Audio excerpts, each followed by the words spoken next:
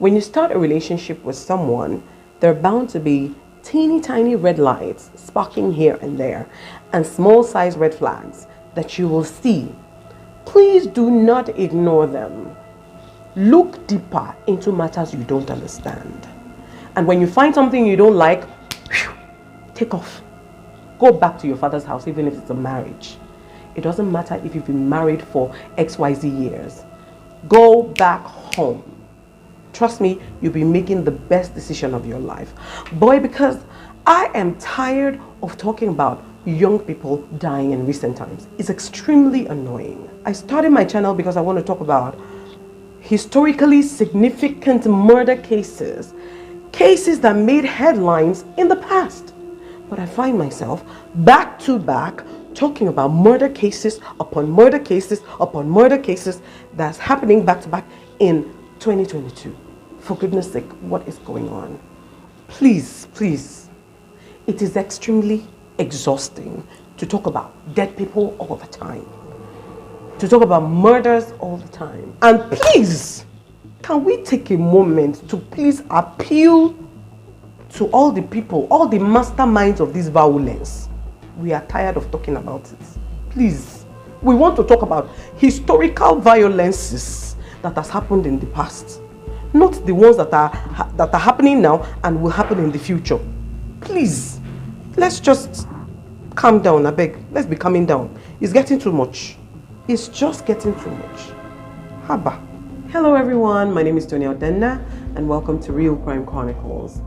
On January 10th, 2020, Rita Onyebuchi and Ikechukwu Atansi got married, and everybody who knew them, of course, expected a very blissful marriage. For the sake of this video, I'm going to call them Rita and Ike, and they're both from the southeastern part of Nigeria. Now, after their traditional marriage, they both decided to retain Rita's apartment, meaning they both decided to live in the same apartment where Rita lived as a single lady. Let's pause there for a minute. Oga, why? Oga, say why? When a man marries a wife, you, that is the man, you are supposed to take your wife to your home. Men, bringing a woman into your life is not the first thing you should do. You should first of all get yourself a job. Then you get yourself a home. Then you can have a wife. You don't flip the script. It never works that way. How can you marry a woman and then move into your woman's house? Dear men, no. Marrying a woman and moving into her apartment just shows that you do not have self-respect. And men interpret love as respect, or interpret respect as love, either way. But for you to earn your wife's respect, you have to first of all respect yourself. Respect yourself by carrying your own water, by carrying your own load. How can you marry a woman and then you move into her apartment? No, you take her away from there into your own home. You see, the problem starts.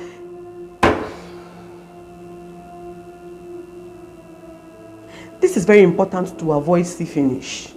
You have to move her into your own place to avoid see finish. Because when they see you finish now, you now start vexing. Okay, like this one now, they've seen him finish.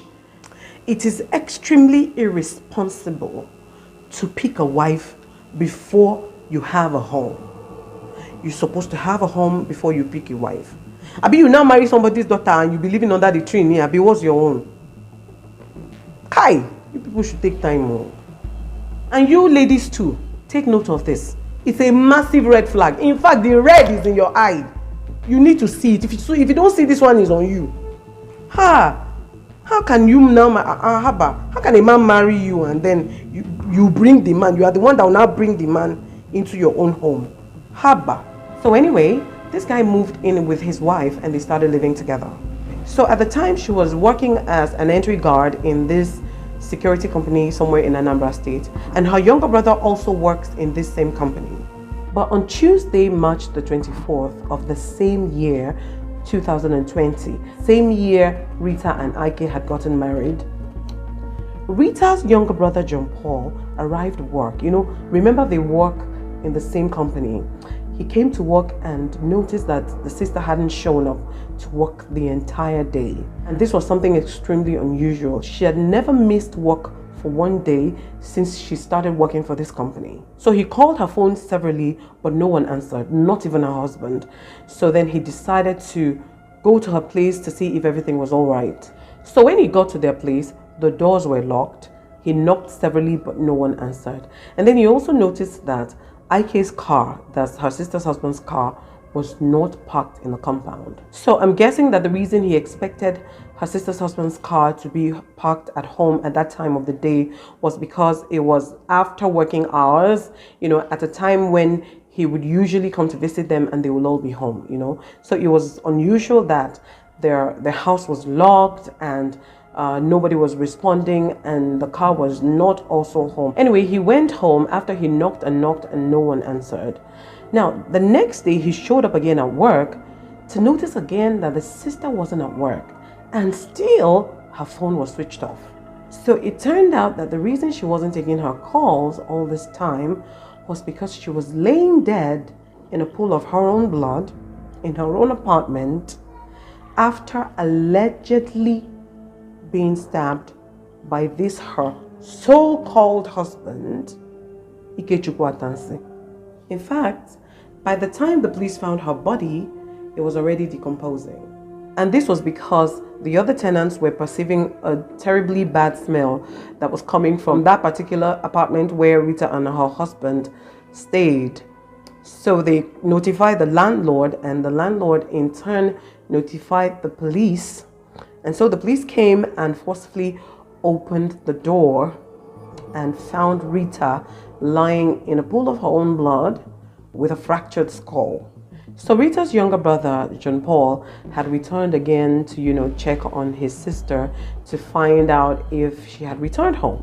But when he got there, he surprisingly met a crowd and he was informed about what had happened and was also taken to the crime scene where he saw his sister, lying dead in a pool of her own blood. In fact, oh my goodness, I can't even imagine how horrifying that will be and how heartbreaking. Rita's husband was later found and arrested. So my question is, why would you kill a woman you married 2 months after your wedding date? Why? Oga, why? Oga, why? So what he told the police was that his wife Rita had also dated his best friend before their wedding. Before their wedding. Why would you kill someone because they dated someone before you married, even if she was having an affair? Man, if she had an affair during the course of your marriage, Oga, tell her you don't want again, now you pack your bag and go now. Pack your bag and go home. Or go wherever you want. Why would you kill somebody's daughter because of one stupid reason like this? If you feel she's not being faithful to the marriage, then take a walk. If it's unbearable for you, then go. Go. Give her a divorce. Walk away. Why would you kill a woman? Why would you kill your wife? Hush. Please, if you're in a marriage and you catch your spouse cheating on you, whether red-handed or not, but then you've been able to convince yourself that you cannot take this because it's too painful, please take a walk. Leave. Divorce the person or separate. Take a walk. All these options are always better than committing murder. So when this IK guy was found, he also had a bit of injuries on his head. And it was suspected that they had gotten into an argument and then a fight because they may have inflicted injuries on, each other. The injuries found on IK's head may have been self-inflicted after he had killed his wife, so that it would enable him claim self-defense in court.